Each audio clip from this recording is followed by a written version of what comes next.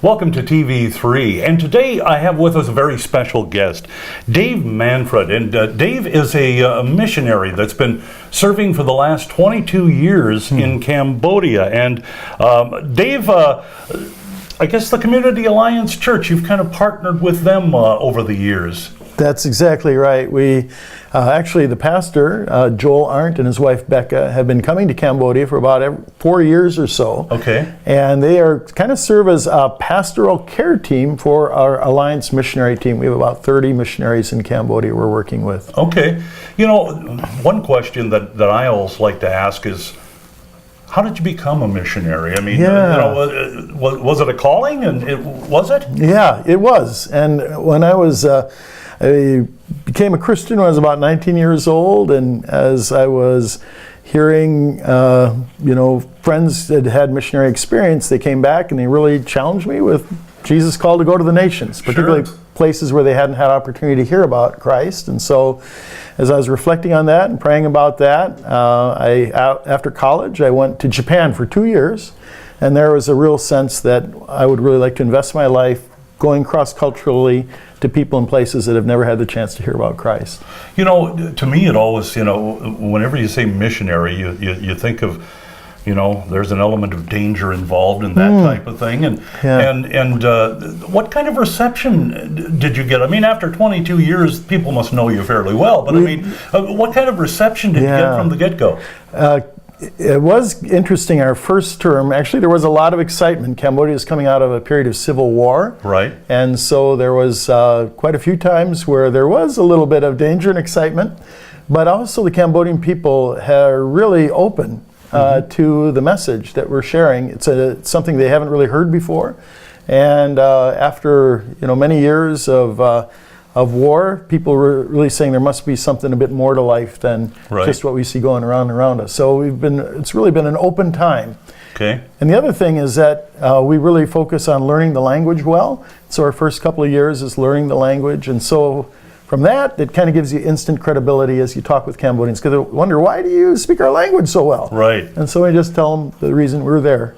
You know, what religion is dominant in Cambodia? Yeah, most Cambodians would call themselves Theravada Buddhists, which is an ancient form of Buddhism, but they kind of mix that with something called animism, which is a belief in spirits that can kind of have control over a different area.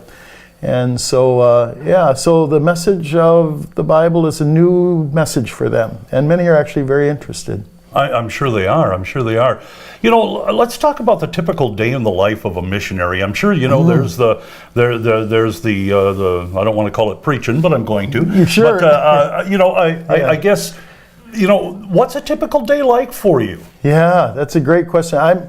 My role is a field director overseeing our missionary team. So actually, we have an office that I'm in, and so there's some administrative thing, just working with the government, working with Cambodian church leaders, because our goal is always to work ourselves out of a job. It does involve a lot of teaching and training, particularly with Cambodian, so that they can lead the church, because our goal is that, you know, we won't be there forever, but the Cambodians will be raised up so they can carry on the work. So a lot of time with people. Right. You know, relationships are always key. Yeah. What, you know, I know you grew up in the Twin Cities metro area here in Minnesota, and you know, where we have quite a different climate than they do in Cambodia. Yeah. You know, that element of the culture, what was the big change for you there? Well, we left Minnesota in January. It's 20 below. We arrived in Phnom Penh, Cambodia. It's 90 above. And so the 2 seasons in Cambodia are hot and dry and hot and wet. Okay. And we were in the middle of hot and dry. So just, you know, Cambodian winter is Minnesota summer in terms of temperature. So it really was a bit of an adjustment. But then it was also an adjustment just culturally. It's so different in so many different ways. You know, it's a part of the developing world, so, you know, extreme poverty. Sometimes I would say that culture shock hits you in Cambodia kind of like a wet diaper in the face. So it's kind of like right in your face. And but after a while, you learn to adjust, and The people are also amazing and resilient and have been through a lot, but they still, you know, they have an amazing capacity to not complain, even though they're going through a lot in their own personal lives. You know, you see these types of things on TV where people are suffering, and you know, war-torn countries, and you said that they're just coming out of a civil war. I mean, you see these pictures, and I mean, it really hurts your heart. Yeah. You know, and how do you help? How do you help these people? You know, sometimes we talk about the gospel work in Cambodia is kind of like having the left hand and the right hand. The left hand is really helping people in practical needs. So some of our missionaries, for instance, are medical doctors and helping with the medical side. This is the practical needs that people have. We also do work with education, kind of the left hand. Then the right hand is that kind of proclamation side, sharing the gospel, bringing the hope of Christ, bringing those two together.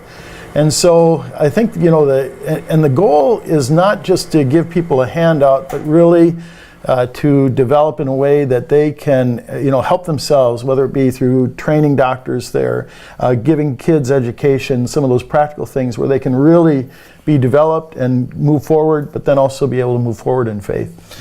You know, I know for a fact this type of thing doesn't come cheap, does it?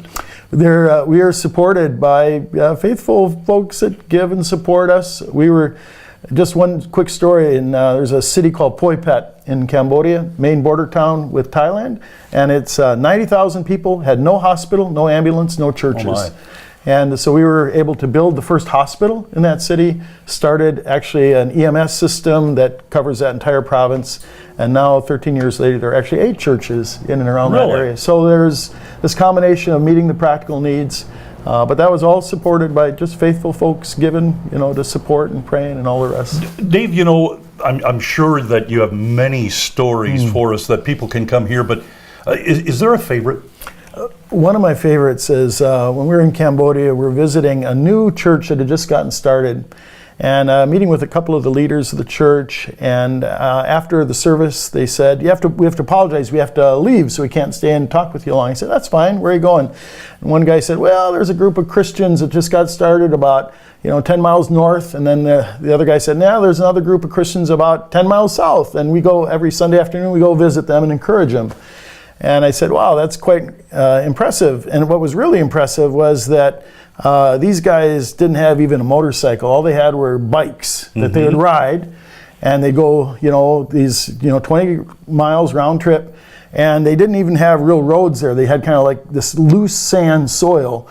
And they had these skinny tire bikes. And so they'd ride, 20 miles to tell people about Jesus. And then I took a picture with them. It's my favorite picture because I call it 3 men and 4 legs, because I had 2 legs and both of them were amputees.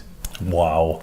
And so with 1 plastic leg and 1 real leg, these guys would ride their bikes because they loved Jesus. They weren't getting paid, they were just because they loved Jesus. I remember thinking to myself, I've got a lot to learn about what it means to serve Christ from people like this. No doubt about that. Are we missing anything? Is there anything else you'd like to add? Just thanks for the chance to share a little bit about Cambodia. It's a other side of the world, and sometimes people wonder, well, why would I care about the other side of the world? Well, Jesus told us to love our neighbor as ourselves, and our neighbor is not just next door. And so it's a great privilege to see God's love reaching out to the ends of the earth. No doubt, no doubt. Yeah. Thank you, Dave, and best of luck to you. Great to be with you. Thank you so much. That will do it for our interview with Dave Manfred on TV3.